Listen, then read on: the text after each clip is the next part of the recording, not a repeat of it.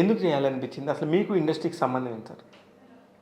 నాకు ఇండస్ట్రీకి బాగానే అంటే చాలా నుంచి ఒక సంబంధం ఉందండి. నేను కూడా ఒక మూవీ డైరెక్ట్ చేశాను. ఓ, మళ్ళీ రాదోయ్ లైఫ్ అనే సినిమా. మళ్ళీ రాదోయ్ లైఫ్ అంటే మంచి సినిమా సార్. అది మన అల్తాఫ్ చేశాడా? అవునండి, అల్తాఫ్ చేశారు. 2012, 13 ఆ టైంలోనా? అవునండి, 14 రిలీజ్ అయింది. ఓకే.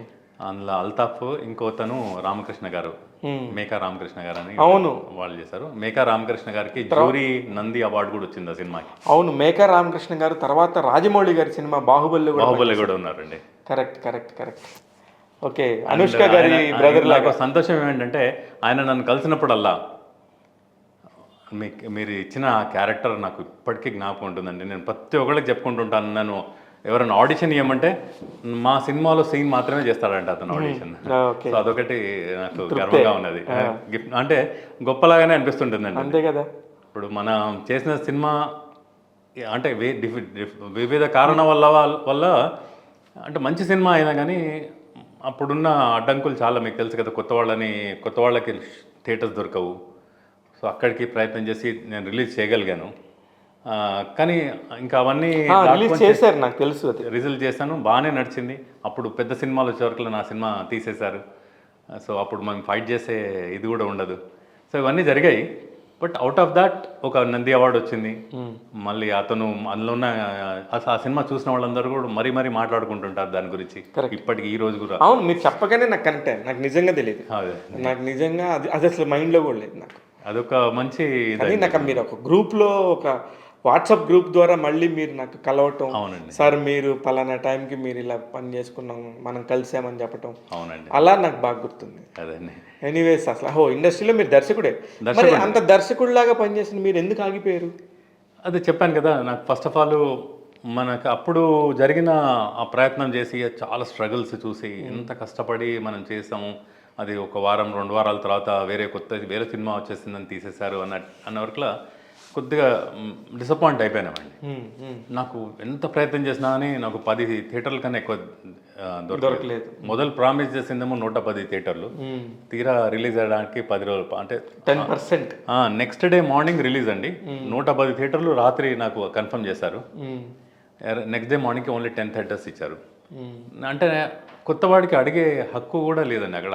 హక్కు కానీ అసలు ఛాన్సే లేదు అక్కడ. కొత్తవాడని ఏం కాదు సార్, ఇప్పుడు చాలా ఫైట్లు జరుగుతున్నాయి. ఇప్పుడు మీరు చెప్పిన పాయింట్ మీద దానికి ఇంకా అది నిజంగా అందులో దిగితే కానీ లోతు తెలియదు. మనం ఇక్కడ విడిగా ఉండి మాట్లాడుకునే దానికంటే కూడా మీరు అదిగా కళ్ళారా చూశారు కాబట్టి ఆ ప్రాబ్లం మీరు ఫేస్ చేస్తారు. చాలా మంది ఒకటి అనేవాళ్ళండి, ఆ నలుగురు మొత్తం తీసుకొని పెట్టుకున్నారని. ఆ విషయం కూడా నాకు ఒకటి అర్థమైందండి. అంటే ఏంటంటే వాళ్ళ మీద ఆడడం, వాళ్ళు బిజినెస్ చేస్తున్నారు. అది కరెక్ట్. వాళ్ళ బిజినెస్ నలుగురు అంటే కూడా నాకు కూడా నచ్చదండి అది. అది కాదు, నేను తర్వాత రీసెర్చ్ చేశానండి దాని మీద. మీరు నమ్ముతారో అనేది అసలు రీసెర్చ్ చేశాను. మొత్తం తెలుగు రాష్ట్రాల్లో ఎన్ని థియేటర్స్ ఉన్నాయి?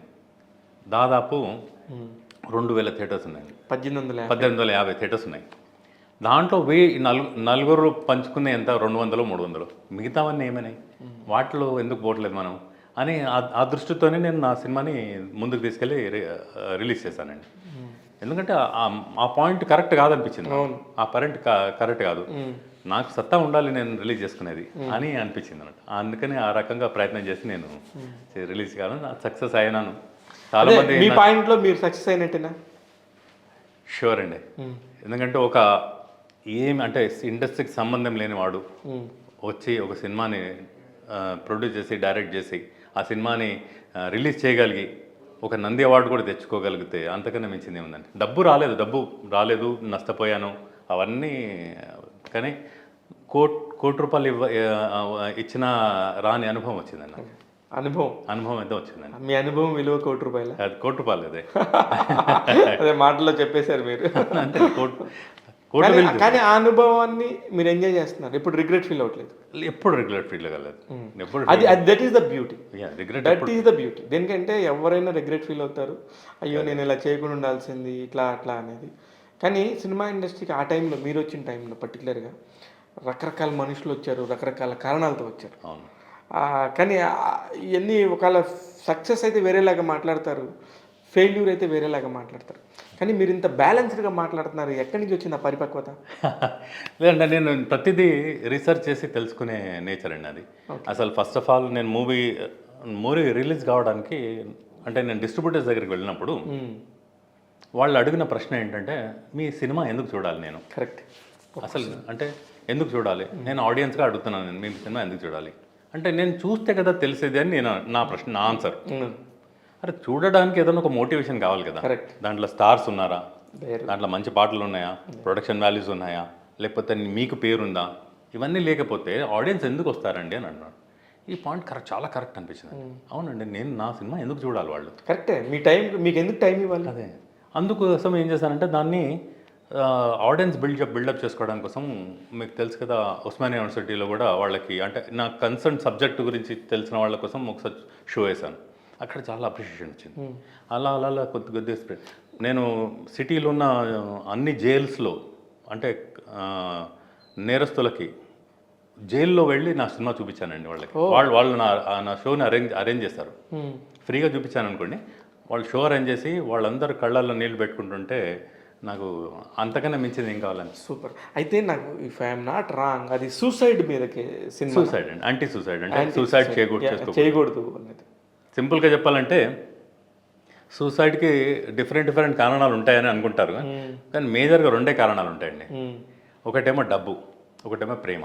రెండే 90% పీపుల్కి ఇదే రెండే అండి. ఇంకా మిగతా విషయాలు ఇక్కడ ఫెయిల్ అయినాను, ఇక్కడ ఏదైనా అంటే ఫెయిల్ అయినానంటే ప్రేమించిన వాళ్ళు ఫీల్ అవుతారనో, లేకపోతే ప్రేమించిన వాళ్ళు ఏదైనా అంటారేమో అన్న భయంతో చనిపోతారు. అంటే అక్కడ కూడా ప్రేమనే కారణం.